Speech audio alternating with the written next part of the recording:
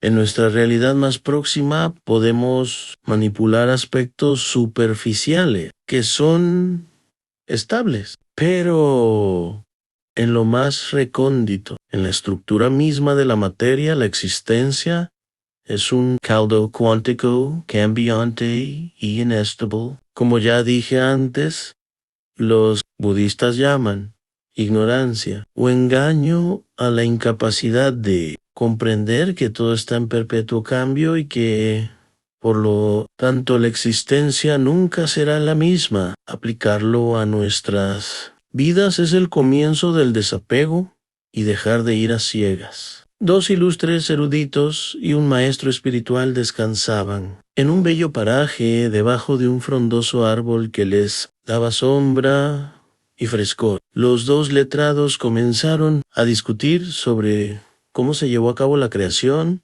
y cuánto podría haber tardado Dios en hacerla. Uno de ellos afirmaba que había tardado unos pocos días y el otro decía que varios años. A uno le parecía que la obra había quedado mal terminada y el otro sostenía que era perfecta. El maestro permanecía en silencio observando detalladamente el paisaje y todo lo que ocurría a su alrededor. Al verlo tan callado, le preguntaron su opinión. El maestro respondió: estaba mirando cómo se mueven las hojas de los árboles, lo saltarín que es aquel ratón que se desplaza por la pradera, el vuelo acompasado de los pájaros, las hormigas que trabajan sin descanso en ese enorme hormiguero, aquellas flores. Solo miraba. Uno de los hombres le preguntó: ¿y eso qué tiene que ver con lo que estamos hablando? El maestro guardó silencio por unos instantes y luego dijo: la creación no se ha terminado aún. Se está llevando a cabo en este instante. Andosan viajar sin moverse. La máxima es como sigan, no importa lo que hagas y el empeño que pongas en ello. No podrás retener algo que está destinado a desaparecer. ¿Para qué aferrarte entonces? Teens, que adaptarte si quieres tener una vida saludable. No hay otra opción. Disfruta lo que sea, pero sin apegarte. Te dejaron de amar. Te queda el duelo para salir rápido del enredo. Kyuya, ¿no eres el mejor? Al fin podrás dormir tranquilo. Dayasti, Sir Bello o Bella, que vivan los feos. El orgasmo dura pi. Aprende a disfrutar de la fantasía y el erotismo. Has perdido aprobación social. Mejorará tu narcisismo. Antes eras casi un santo. Bienvenido al mundo de los normales. ¿Te cortaron la cuenta del teléfono móvil? Háblate a ti mismo un rato a ver qué descubres. ¿Se cayó la red? Acércate a la realidad. Mira cómo es y qué se siente. Se acabó la certidumbre y te sientes ansioso. Desgónzate y acepta lo peor que pueda ocurrir. En lo sustancial, desapegarse es ver las cosas como son y aceptarlas. Esto es lo que hay. En todo se transforma. Y tú también. Puede ofrecer resistencia o viajar con el cosmos y divertirte. Alguien le preguntó a un maestro budista cuál era el significado de la siguiente frase: la persona que ha alcanzado la iluminación viaja sin necesidad de moverse. Y el maestro respondió: siéntate ante tu ventana cada día y observa cómo cambia constantemente el decorado. Soñar no es delirar. Esperanza versus espejismos, anhelos o alucinaciones. El realismo marca la pauta al ver lo que es sin anestesia y crudamente. Te hace más humano y eficiente. Solo estando en contacto directo con lo que ocurre de verdad, con lo que realmente es, podrás resolver un problema o afrontarlo. El engaño o el autoengaño no te sirven.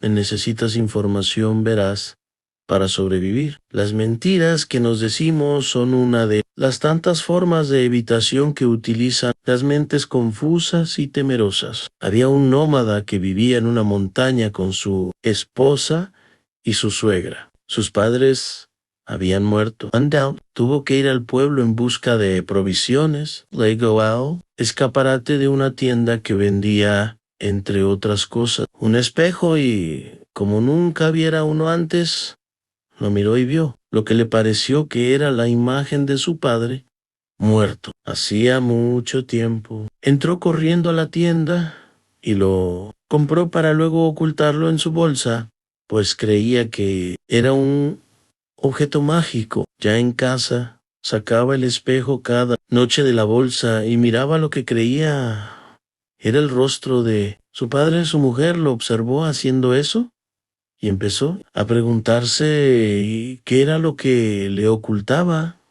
Y en una ocasión en que su marido estuvo ausente, ocupándose del rebaño, rebuscó en su bolsa hasta que halló el espejo. Al mirarlo vio una hermosa mujer y gritó: el sinvergüenza de mi marido tiene una amante. Su madre dijo: a ver, Dejem, estoy segura que la conozco. Recogió el espejo, lo miró y exclamó: estás tonta. Pero si es en el retrato de una vieja bruja. No tienes nada que temer. Imagina lo que quieras, juega con tus fantasías, pero no las confundas con los hechos y con las circunstancias objetivas. En psicología cognitiva, la tendencia de sesgar la información se denomina distorsión cognitiva, una manera de alterar la realidad, en verdad, a favor de las creencias que poseemos. 85 a la intención de fondo es ver lo que nos conviene y construir un mundo irreal que se adapte a nuestros déficits e inseguridades en vez de resolverlos. Mucha gente hipersensible o con umbrales muy bajos al sufrimiento se protege de este modo.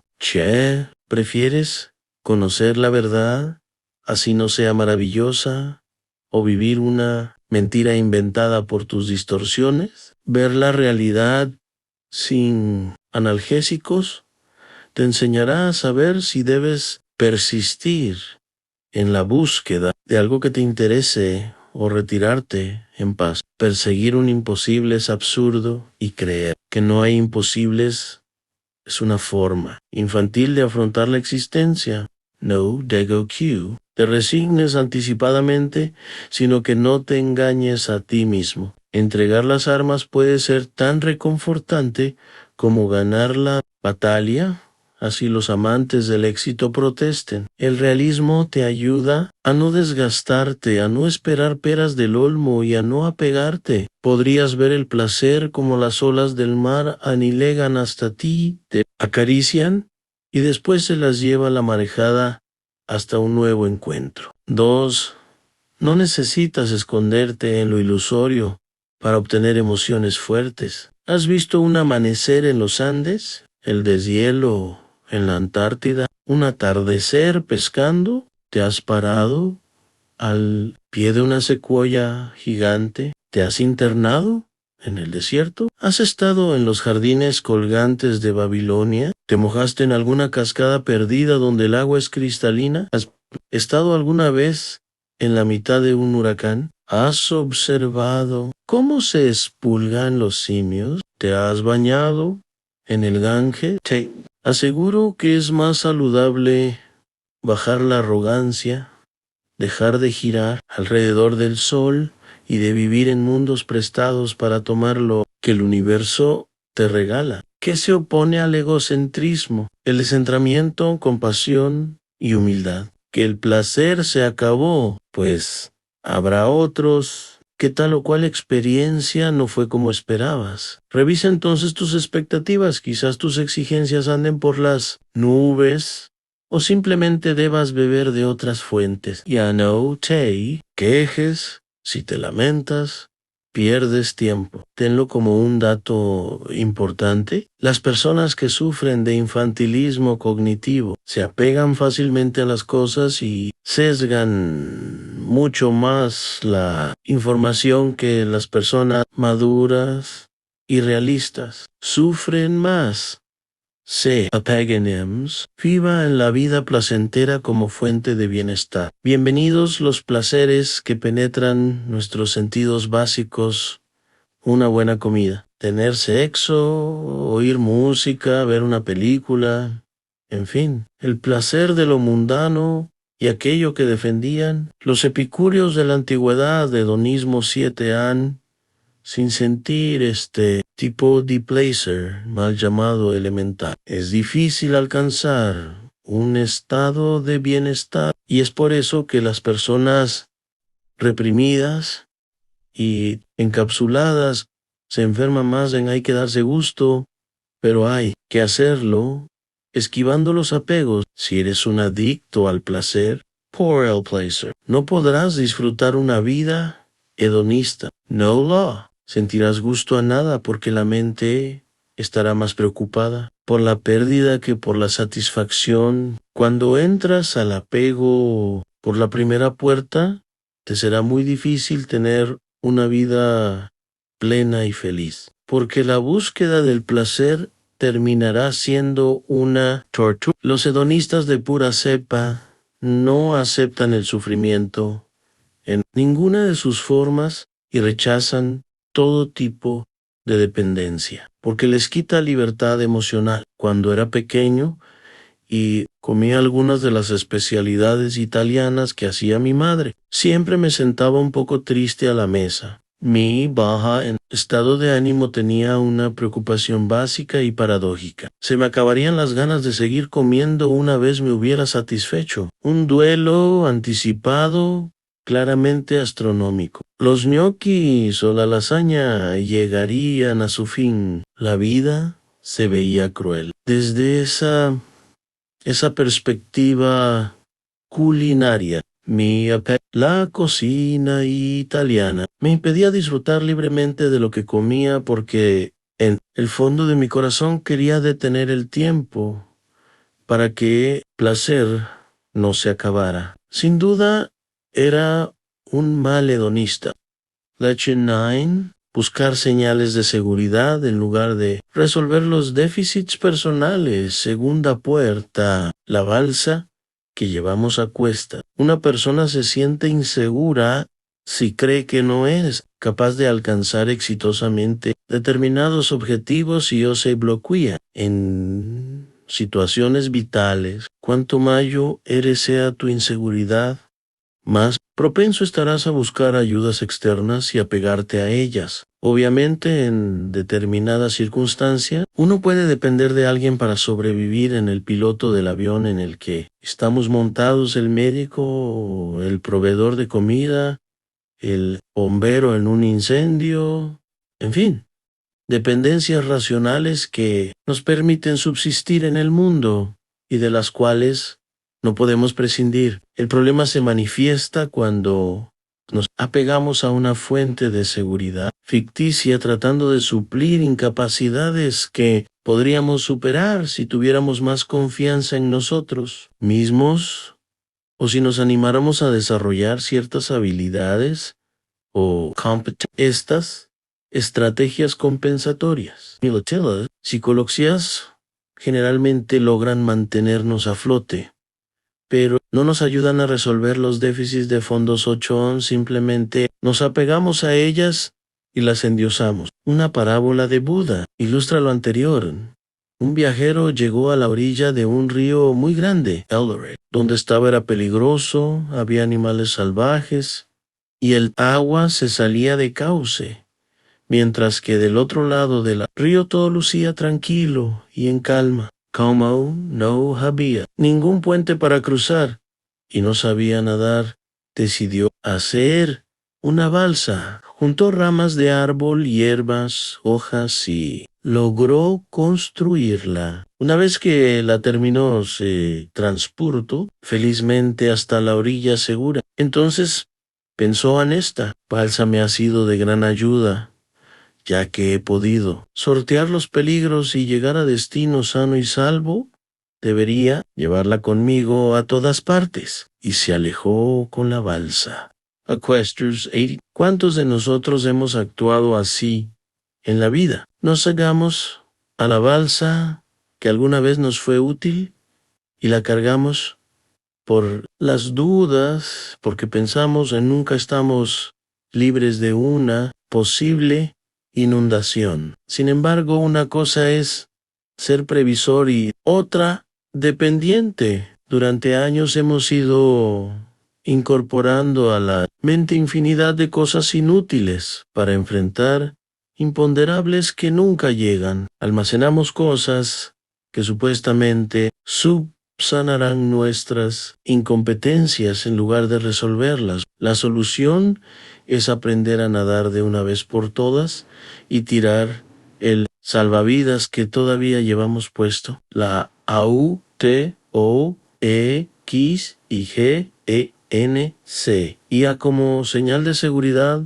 Marcela tenía 22 años cuando pidió ayuda profesional. Consultó porque se sentía muy estresada y cansada. Había desarrollado un régimen de estudio demasiado autoexigente en la universidad, del cual ahora era víctima. Como factor adicional, sus excelentes resultados eran alabados por padres y profesores, quienes la ponían como un ejemplo de responsabilidad y dedicación. Ella había tomado muy en serio ese papel y hacía lo imposible para mantenerlo.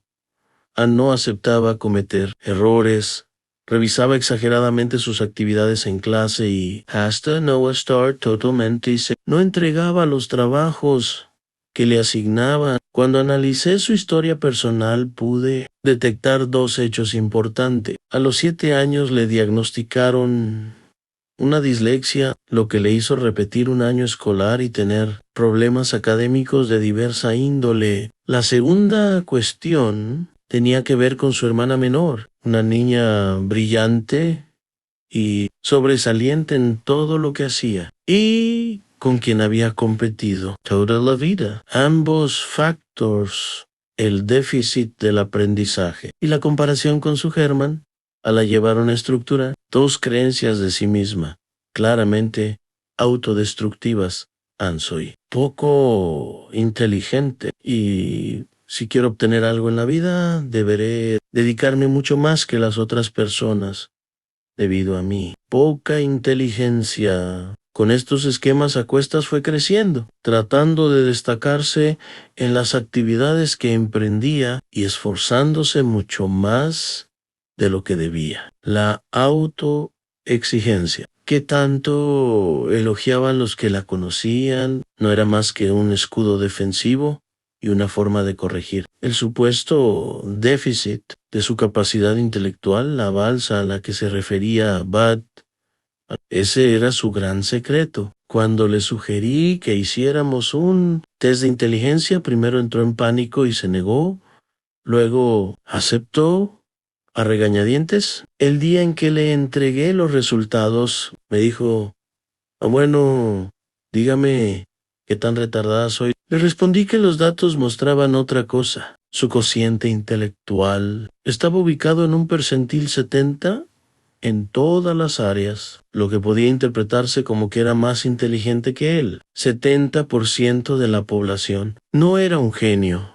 pero sí una joven muy capaz. Este resultado, junto a otros datos, le mostraron una curiosa paradoja a la autoexigencia exagerada que precisamente había desarrollado para sobrellevar su hipotética incapacidad. Era la causa de su malestar. El remedio había sido peor que la enfermedad, y como suele ocurrir en estos casos, el miedo al fracaso generó más efectos negativos que el fracaso mismo. Finalmente, a medida que fue confiando en sus capacidades, la autoexigencia irracional perdió funcionalidad y dejó de ser útil.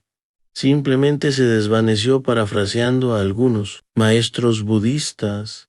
como un pedazo de madera podrida se desprende de una barcaza abandonada. A veces aprobaba y otras desaprobaba los exámenes, como la mayoría de los estudiantes, y sin tanto aspaviento se graduó de ingeniera, sin honores y en paz, y dejó de compararse y competir con su hermana. Rompió la dependencia cuando llegó a una profunda y reveladora convicción: me basto a mí misma. La dependencia de las cámaras.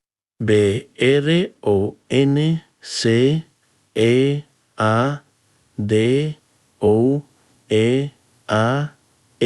Un hombre de 40 años llegó a mi consulta debido a que su mujer sentía vergüenza de estar con él debido a que su piel tenía un bronceado exagerado. Dora, para obtener o mantener el color deseado, no ventan.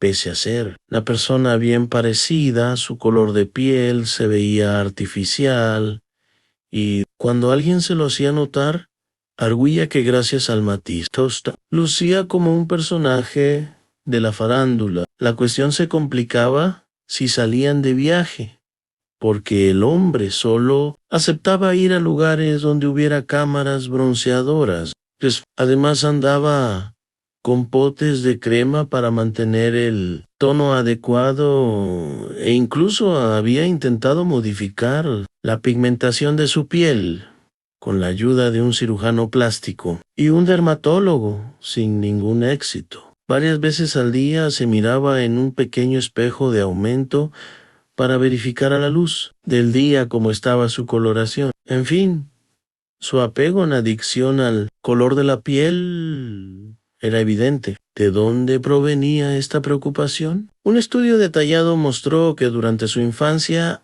había sufrido burlas de sus compañeros debido a que su piel era extremadamente blanca. El hecho que más lo había impactado fue una vez en la adolescencia, cuando le declaró el amor a una mujer que le respondió. Literalmente, la aún guardaba en su diario de juventud las palabras: jamás saldría con alguien tan lechoso. A partir de ese día configuró un síndrome similar al de Michael Jackson. Al igual que el cantante, rechazaba su fenotipo. Con su piel había adquirido un color zanahoria que no pasaba desapercibido para los demás. Había un agravante más. Las cámaras bronceadoras le estaban produciendo lesiones en la piel, lo cual preocupaba a los médicos y a su familia. El esquema que guiaba su conducta era el siguiente: no me gusto porque mi piel es demasiado blanca, así que trataré de maquillar, disimular este defecto con el bronceado. Broncearse equivalía a balsa de Bura, ya que le permitía sobrevivir a una apariencia física que detestaba. Después de varios meses de terapia, hizo un descubrimiento sorprendente para él. Nadie le importaba su color blancuzco. Una vez que logró incorporar este hallazgo, se motivó para el cambio. Poco a poco el bronceado perdió utilidad y las cremas fueron a parar al tarro de basura. El mito de la seguridad psicológica. No existe la total seguridad psicológica. No hay certeza ni pases mágicos que te garanticen que nunca nadie ni nada te hará daño. Si eres de esos previsores crónicos que quieren tener todo bajo control, lo siento, pero estás perdiendo. El tiempo no es más, considerando los riesgos potenciales y las probabilidades en contra. Estar libre de patologías o enfermedades severas ya es un milagro. El sueño de todos los dependientes que buscan compensar su déficit es estar rodeados de guardaespaldas afectivos y psicológicos que les impidan el menor sufrimiento o incomodidad. Si pudieran regresar al líquido amitótico, no lo pensarían un instante. La premisa que les guía es: como siguen, como no soy capaz de hacerme cargo de mí mismo, necesito que alguien más fuerte me adopte. O me, Oxley.